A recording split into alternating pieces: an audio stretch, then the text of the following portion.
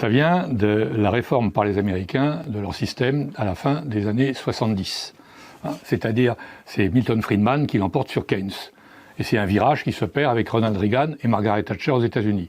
Et c'est un retour au libéralisme pur et dur. Pourquoi ? Parce qu'ils estimaient que le système où il y avait trop de syndicats, trop d'États, trop de big corporations en situation de monopole entrave l'innovation et le renouveau du capitalisme. Donc, à partir de là, les Américains déréglementent massivement, cassent les syndicats, Margaret Thatcher aussi, réduisent le rôle de l'État, cassent les monopoles, notamment le monopole du téléphone, AT&T, qui transforme en 7 baby bells, comme on appelle, et ils disent ensuite aux Européens, vous allez faire la même chose, parce que sinon c'est une concurrence déloyale. Donc, vous allez vous aussi déréglementer.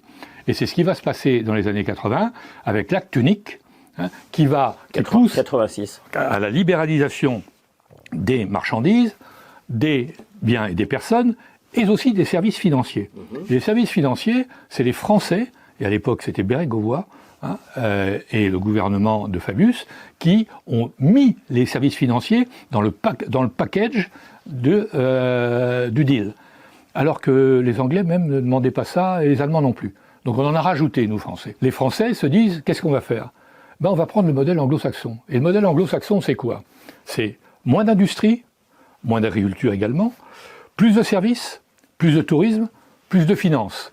Et comme les Français, plus quelques grands groupes qui je me souviens très bien qu'à l'époque, on nous disait, la France perd des filières, mais nous avons plus de grands groupes mondiaux que les Allemands. Ce qui était vrai à l'époque, c'était vrai.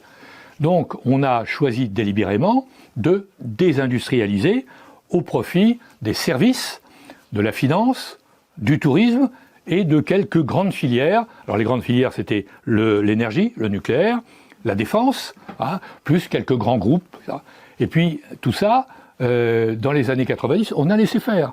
Et c'est là que commence le déclin. Mais c'est un choix délibéré. Ils vous expliquent que, ok, on va perdre sur la balance commerciale, mais on va se rattraper sur ce qu'on appelle la balance des comptes courants.